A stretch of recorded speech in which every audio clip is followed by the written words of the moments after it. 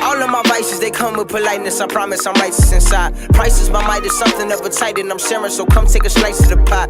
Don't bring a nut to the fight, cause I come equipped with that itch on my hip. Alright, so first, where are you from? I'm from the suburbs, Bolingbrook. Like, I'm about 30 minutes outside of Chicago, like right off the expressway. What was it like growing up in Bolingbrook? It was cool, honestly. The thing about Bolingbrook, it's a really good place to raise kids at because it's very diverse. Like, I grew up around a lot of black people, white people, Hispanic, so I pretty much saw everything. And a lot of the stuff that happened in the city, it bled over to Bolingbrook. So we listened to the same type of music, we had the same slang. Like, you know, obviously we didn't see the same stuff, but you know, all of that stuff, it just bled over. So it was a pretty good environment. What were some of your musical inspirations growing up? So you saying growing up or like? Yeah. Okay. Or does now count too? Sure, you can do both. For sure. So I like to split these in two because the reason I started rapping was primarily because I probably would have started rapping anyway, but T.I. was my favorite when I first started. I started writing when I was like 7. So T.I., Eminem, Lil Wayne. I used to like Mystical a lot. I don't want to forget nobody. And then when I was in high school, it shifted. It was like Kendrick, A$AP Rocky, Schoolboy Q. These are all some of my biggest influences. Who else? Isaiah Rashad. But my top two, my favorite two rappers, period, are Smino and Kendrick. My biggest influences, like, to ever do it are those two. So, at what point did you make the transition from Kid Pain to Crowley Pain? That's funny as hell. I think I was like 16, 15, 16. Because I just didn't want to be regarded as a kid forever. So I was like, you know what? I want to go with something that's more mature, has more longevity, something that I can grow with. Plus, I had an infatuation with royalty for whatever reason. I always did. I don't know what it was. So this is a story that a lot of people don't know. I typed in King on Google Translator 100 times until I came across Karali in Hungarian. And I was like, yo, this shit is kind of hard. So I went with Karali, and Payne is my real last name. So, yeah. That's hard. So you attended Plainfield East High School? Plainfield East and Plainfield North. Okay, how were your experiences at those schools? So it's so crazy. You would think two schools that are so in such close proximity to each other, you would think they wouldn't have such a different dynamic. But when I tell you, when I was at East, I grew up with the people that went to East, and that was a super diverse environment. It was like 30% Hispanic, 25% black, 50% white. It was just a lot of different types of people. And then I went to North, it was just a culture shock because there wasn't many black people at all. So it was just like, it was crazy. It was crazy. It was interesting though. I'm grateful for both experiences because, you know, I feel like it allowed me to be able to carry myself around so many different types of people. Like, I can go in a room with anybody. Some niggas from the hood, I'm straight. Some people, some business people I gotta talk to, I'm straight. So, you know, I'm grateful for my experiences. So you've been posted on Lyrical's website dozens of times. Do you remember the first time that you were ever posted on Yes. It was The Ride. It was before that. Really? Yeah. It was The Ride. I can actually show you a picture of it if you want. Yeah. Send it to me after the fact. For sure.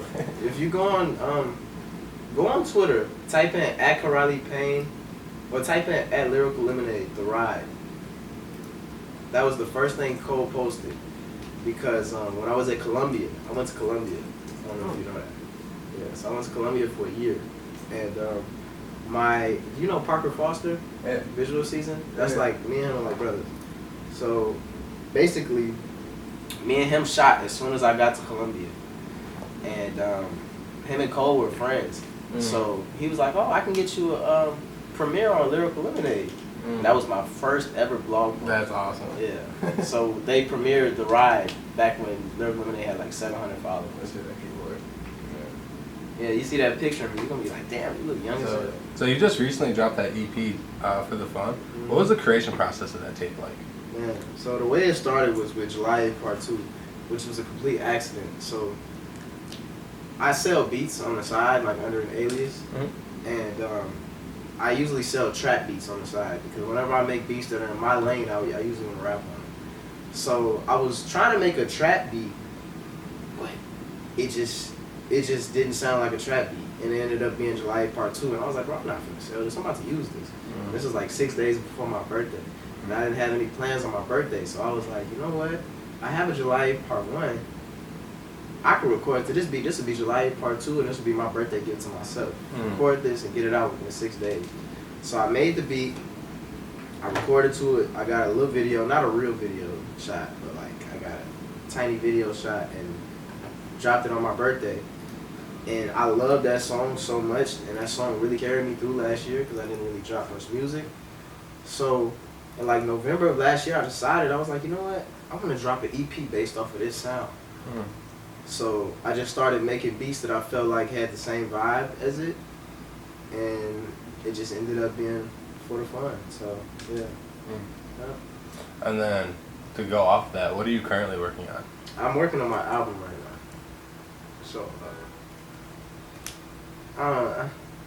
I'm not gonna tell you what it's called right now. But I've been working on the album for like a year and a half.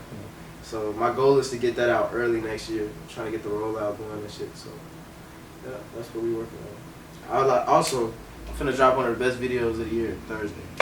This Thursday? Yes. Alright, bet. July 8th Part 2 video. Okay, true. July 30th, 2013, you were at the Wiz Khalifa, A$AP Rocky Under the Influence tour. Yes, I was. That's crazy. How'd you know I was there? I was definitely there. I think, no, that was my second concert.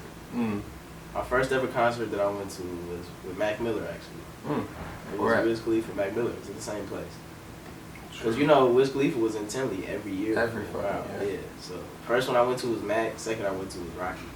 And that's when I was like, Rocky was like one of my biggest inspirations at the time. So that shit was crazy. I was sitting in the crowd high as hell. I don't even smoke no more. I was high as hell off my ass. Just like, damn, this is really Rocky in front of me. Yeah. If you could describe Chicago as a color, what would it be?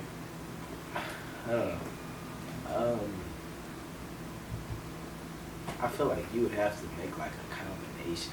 You would have to combine colors because there's so many different just dynamics in Chicago. I would say probably red and blue. Granted, those are my favorite colors, so maybe I'm a bit biased, but Is it true that you switched up on your former self? nah, I ain't really switch up.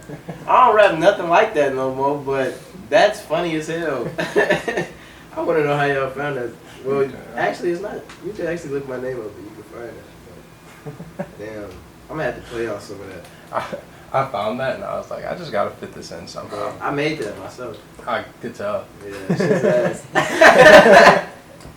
He just fried my ass so subtly, like damn. We'll cut that part out. Nah, you good, bro. I'm just playing. Go ahead. I will fry that shit with you. Is it true that you are an all-star at the game Tekken? Yes. No, niggas not touching me. Like the only, ugly friend. Yeah. He's like that at Tekken too. I was low key busting his ass. Not gonna lie to you. And he's ranked higher than me.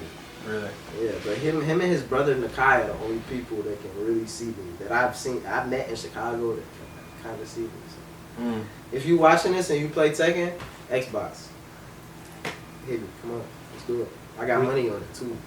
Who's your main in Tekken? What'd you say? Who do you usually? Alisa. Oh, okay. Yeah. I never messed with it. Yeah, Alisa and Kazumi. Fuck with Kazumi heavy. So I saw that you were recently in LA with Saba. Like, what were you guys working on? How did that kind of come about? It was just like, man. So my homie Lassa is cool with him, and we just planned the hoop. And we all just went to go hoop, and I saw him there, and he just told me and Asar, he was like, yo, like, you know, I've been watching y'all, like, y'all been going crazy, whatever. So I'm just like, oh, shit, you know what I'm saying, that's dope, you know. So I was watching, I'm like, who else could be watching? And then, you know, we just kind of kept in touch after that, and he told us we could come through to his crib to watch the game. I think it was the Bucks playing, it was a playoff game the other day. I forgot who they were playing. But, yeah, we ended up sliding to his crib. We didn't really work on nothing, we just chopped it up, talked about stuff, talked about like his situation and his signing situation, and he was talking to us about our situation and what we plan on going. So that shit was cool, man. It's kind of full circle for you. Yeah, hell yeah, bro. Like, Cause you've been a Saba fan for a minute. big time, big time. And I told him that I'm like, bro, I've been listening to you since like I probably was a fan before that. Since like, you ever seen Girlfriend? That was like the first video I saw by him. It was like 2013. So yeah, definitely been on. So, you're part of the collective Outernet. Yeah. Can you tell me about how you guys kind of came together? Yeah. So basically, we all went. Asar had a hotel that his job was paying for at the time, like 2 years ago, and he invited us. He just invited niggas to come through. He was like, "Yo, I got a hotel tonight. You know, we should all work." And we were all kind of friends. The only person I hadn't met yet was Mike Quell. So I went, I slid through. Everybody was there except Isaiah. And that was the first time I met John. And I had this idea that somebody should make a collective in Chicago. With like the people who have the most pull right now. And I told him, I'm like, listen, bro, like if we do something, if we can like stick together and create a movement, it's no telling what we can do, like how powerful we can be. And Asar was like, yeah, I'm with it. My brother was like, I'm with it. And I was like, I'm with it. And then we hit up Isaiah, and then we just expanded. So yeah, it was dope. Are you guys working on anything right now as a collective? Kinda, you know, I think we just need some more direction. We need like a outside force, somebody who don't make music. You know what I'm saying? Who can like try to keep everybody on track. Cause it's kind of tough when everybody is their own creative.